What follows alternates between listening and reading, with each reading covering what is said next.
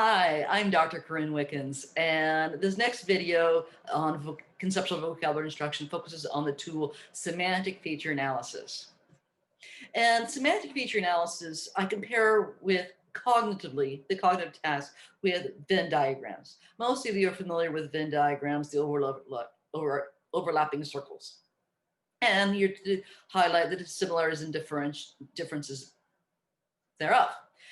However, a lot of my students find Venn diagrams to be confusing, too open-ended, not clear what they're supposed to include, but rather semantic feature analysis then provides another way of doing the exact same process of comparison contrast in a usually much more straightforward, explicit way.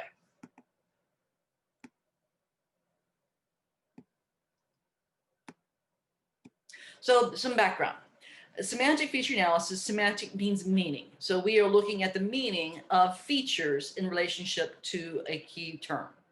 And in this activity, students identify important characteristics of terms.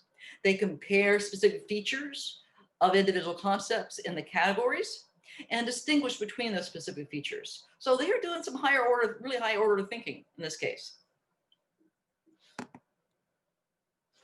So key elements of SFA or semantic feature analysis that use a grid or chart to help organize the ideas. It has very clear visual distinctions and uses a plus if the characteristic is present, a minus if it's not, and either a plus, minus, or a question mark if maybe or sometimes. So the tool itself is really straightforward. Here is a earth science example. So move me, figure where I'm going to be. Down here, I think. In this example, students are expected to demonstrate their understanding of basic components of 3 types of rocks: igneous, sedimentary, and metamorphic. Okay, so we have highly compacted rock classified by chemical composition, crystalline, sediment materials that transported at a positive new location, rock type, and cool melted rock.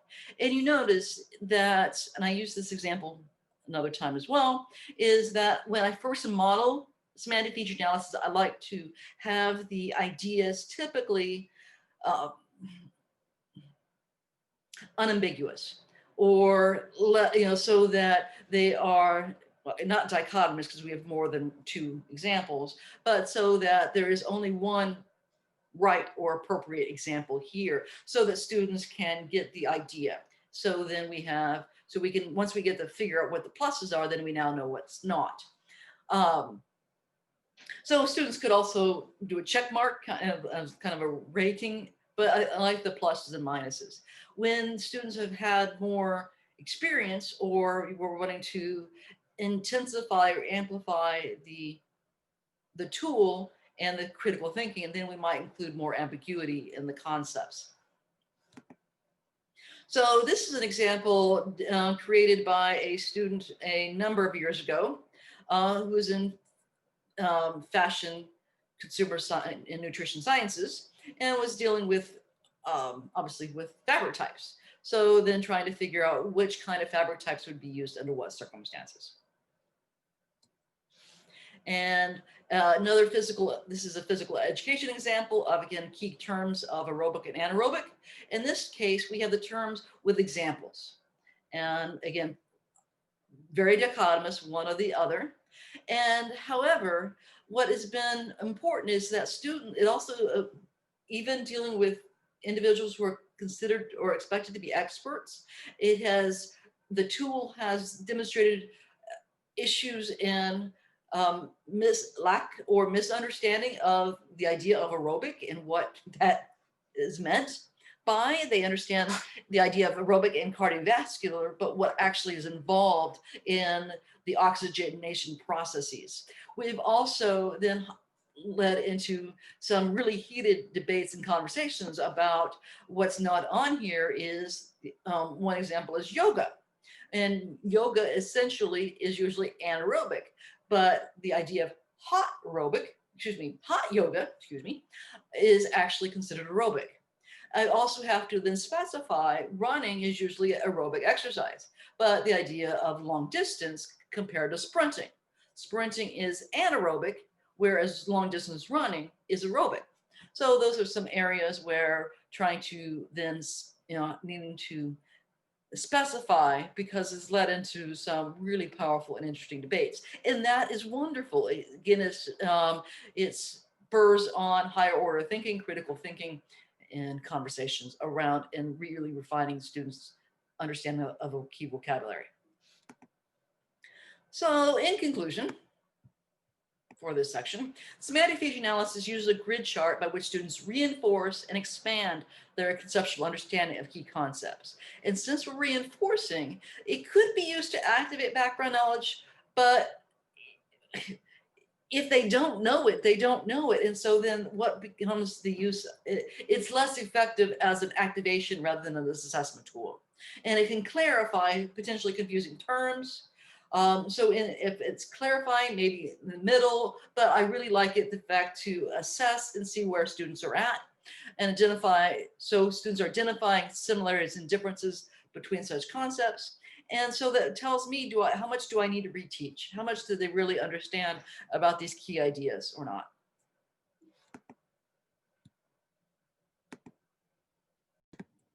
Hi, I'm Dr. Corinne Witkins, and I'm going to be discussing the use of semantic feature analysis, particularly in this case for English. And I'm pulling ideas from American Literature text, and this is Unit 4. Yes, regionalism and realism from 1880 to 1910. So as suggested, we have 3 big ideas that are introduced before the students start reading the different excerpts, and that is regionalism, realism, and naturalism. And then we have these different characteristics and attributes above. Let me try to. Human destiny is shaped by external forces. There's an emphasis on local settings to present life as it actually was. Ordinary people, tensions between new and old, nostalgic, and influenced by evolutionary theory. All right. Now, regionalism, the focus of regionalism is the fact that we are focused, all of a sudden now looking at more regional flavor. Most notably, we think about Mark Twain and use of dialect. And realism is the focus on the way things really happen. And so there's a lot of photo essays during this time period and then right afterwards.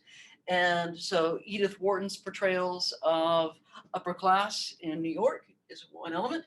And naturalism is similar, but it focuses on the natural world or influences from the natural world on our human world. So human destiny is shaped by external forces, not regional. And the fact that we're dealing with external forces excludes realism. So that is an element of naturalism. So then we put a positive, a plus for an attribute that is an element of that, and then a minus sign for not an attribute of. Okay. Emphasis on local settings. Regionalism. It's just really obvious. And not necessarily, while it's focused on local settings, we might think it is part of realism, but the localized nature suggests is really regional rather than realistic. And we're not focusing on external or natural world. So it's not naturalism. To present life as it really was. Regionalism didn't really care about that. But realism, very much so. And naturalism is like, so it gets into more the natural external and environment rather than life per se. So that's not really an attribute of naturalism. Ordinary people. Well, in regionalism, we're focusing on, again, regional flavor. So it might be ordinary people or it might not. Not really an element of that feature, but it is an element of realism. Now, this is a place where we have actually a characteristic that is appropriate for 2 different elements. So ordinary people is also an attribute of naturalism. Naturalism focuses usually on poor people and working class compared to realism, but nevertheless, ordinary people is a focus for both elements. And this is where one place I distinguish is usually I like to model with very dichotomous so that there's not one or the other. But in the case of literature, there isn't always one or the other. It's oftentimes overlapping, particularly when we're looking at a time period as 1880 to 1910, where the ideas do overlap. Sometimes. Tensions between new and old. And that is an element of regionalism, because we're trying to sense of what's, it's like what's happened and maybe longing for a earlier time period. And so then it seems to represent a tension thereof. And so because we have that tension, is not an element of realism, nor is it an element of naturalism. And because we do have that tension, we sometimes get that sense of nostalgia that does come out. So that is also an attribute of regionalism, but not realism, nor of naturalism. And then finally, we have influenced by evolutionary theory. Now, we might think that it was partly realism, but again, it deals with the external world, the external environment. That's not realism, but rather naturalism. So hopefully you can see is that as students might work together on this, that they really begin to develop a clearer sense of how what these three ideas then are similar and then different. Hi again. So this next example comes from an algebra text, Algebra 1, and the unit is on rates and proportions. So I have 4 different concepts: ratio, proportion, rate, and scale. But notice is that the descriptions up on top are very different than I have used in other examples, because mathematics is has a focus on numerical literacy or numeracy. So then our descriptions are usually in numerical forms. So we have ratio, again, proportion, rate, and scale. And so the first example is 0.1 over 10 equals 1 over 100. The second one is x colon x to y, or x colon. The third says 35 miles per hour in pH, miles per hour. The next example is x over y. And then we have 1/2 inch equals 100 feet. So now we're trying to figure out which of these terms does these represent. So we're trying to help students understand through visualization in this way these big concepts that are all introduced in a very short period of time in a math algebra text. So a ratio is defined as a comparison of 2 numbers by division. Okay, so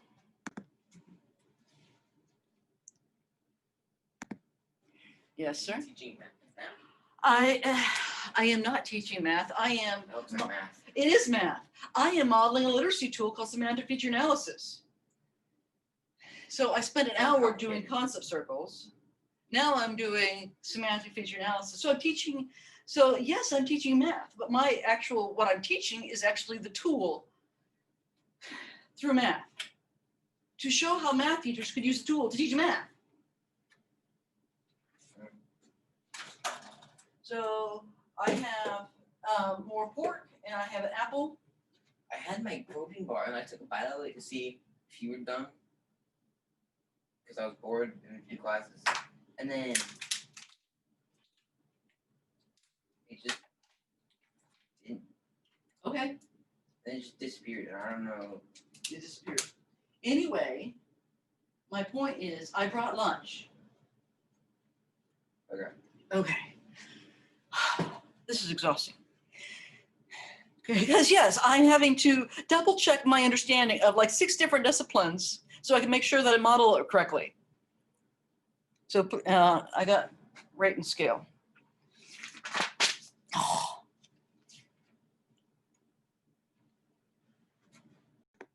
Hi, I'm Dr. Corinne Wickens, and I'm professor in literacy education, specializing in adolescent literacy in the Department of Curriculum Instruction. And in this set of videos, I am modeling the tool called Semantic Feature Analysis. And Semantic Feature Analysis is a conceptual vocabulary tool that uses a grid and to highlight particular terms and characteristics or attributes. So semantic meaning, and the meaning is determined by its characteristics, attributes, or examples. And I apologize about the additional glare, so I will try to make sure that you can read. And what I like to do is have the examples when I first start, having them be either or, so that I'm trying to minimize ambiguity in this particular case. But for English majors, you may want to try to encourage ambiguity that would then lead to discussion and related to particular concepts. So the first example is a physical education example dealing with components of physical fitness. We have health-related and skills-related physical fitness terms. So our terms are cardiovascular, muscular endurance, agility, strength, coordination, and power. So what we're trying to do in this set of examples comes from the text Fitness for Life in chapter 1. So, the most simplest form for semantic feature analysis is to do this, is we are going to have a plus for terms that fit these attributes or examples that fit this term, and then a minus for those that don't. Now, cardiovascular is the question, is it a health-related or skills-related form of physical fitness? And cardiovascular is a health-related example, so I put a plus. And then similarly, I will put a minus for skills-related. Similarly, muscular endurance is an example of health-related physical fitness, but not skills. However, agility is a skill and not health. Strength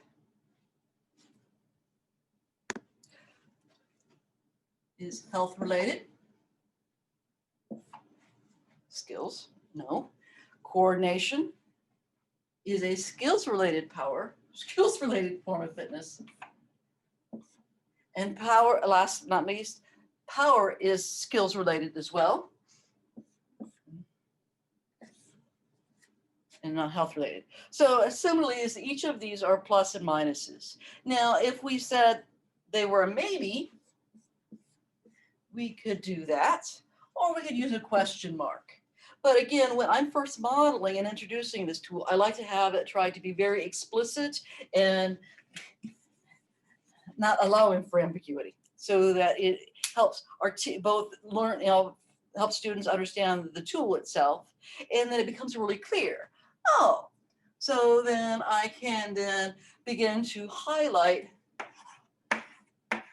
all the health-related concepts, and then all the skills-related concepts. And going back to our other examples with concept circles, we can see how we could also use these in concept circles where we have cardiovascular, muscular endurance, strength in one of our circles, and then determining which one of these, and then similarly with skills related. So there are multiple options, but I really like the semantic feature analysis for an assessment afterwards, so that students are then revisiting and reinforcing their understanding of these concepts rather than initial learning. Still glares, but a little bit better. Okay.